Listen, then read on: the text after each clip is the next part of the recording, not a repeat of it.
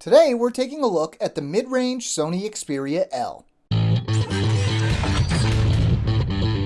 Hey everybody, I'm Kris Wouk.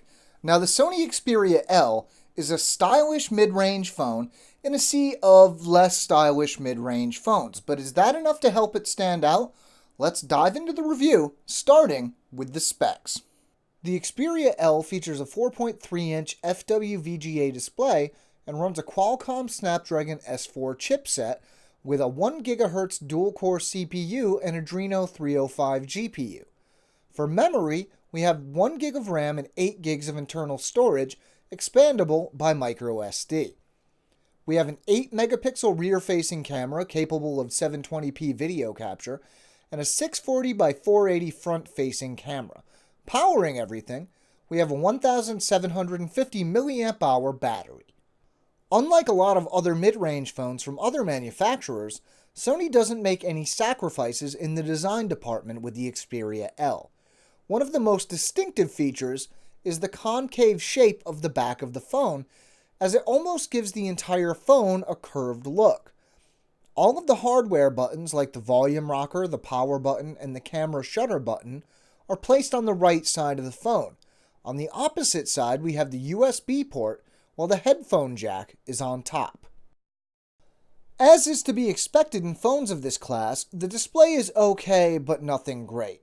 We have a 4.3-inch display with a resolution of 480 by 854 pixels, resulting in a pixel density of around 228 pixels per inch.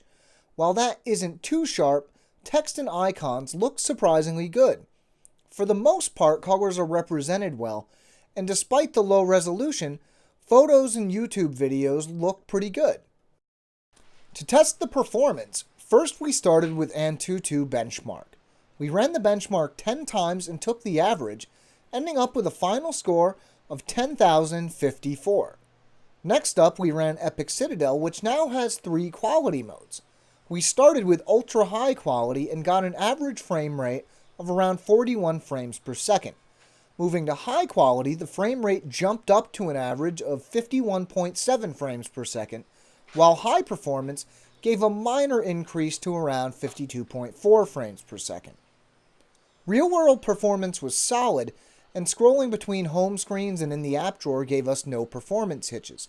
Apps launched quickly, and light gaming was no problem. The Sony Xperia L runs Android 4.1.2 Jelly Bean and is skinned with Sony's custom UI, which seemed to feel a little snappier than TouchWiz or HTC Sense. Changing the theme changes the color of the illumination bar, which is a nice touch. In addition to the stock Google apps, Sony has included a few of its own like Walkman, Album, and Movies.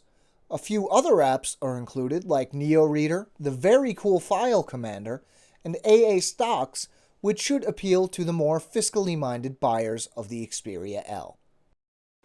While the idea of an 8-megapixel camera might sound cool, especially with the good reputation that Sony's image sensors have, there isn't anything especially interesting about the Xperia L's camera.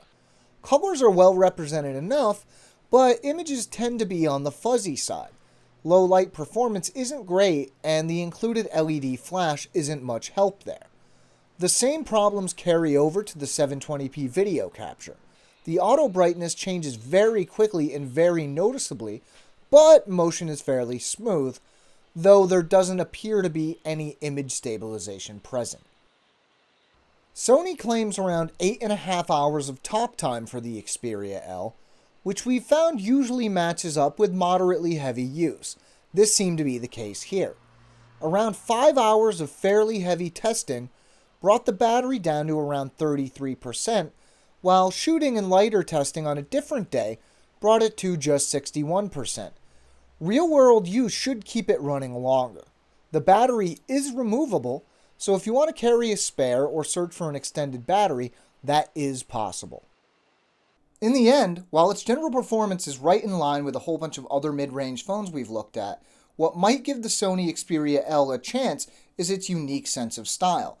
Now, everybody has different tastes, so it might not appeal to you, but it is definitely worth a look. If you'd like to know more, we have an in-depth written companion to this video at AndroidAuthority.com. You can find the link to the article down in the description. If you enjoyed this video or found it useful, maybe share it with your friends or give it a like. If you want to stay caught up with everything we're doing, make sure to subscribe to our channel. I'm Kris Wouk for Android Authority, and as always, thank you for watching.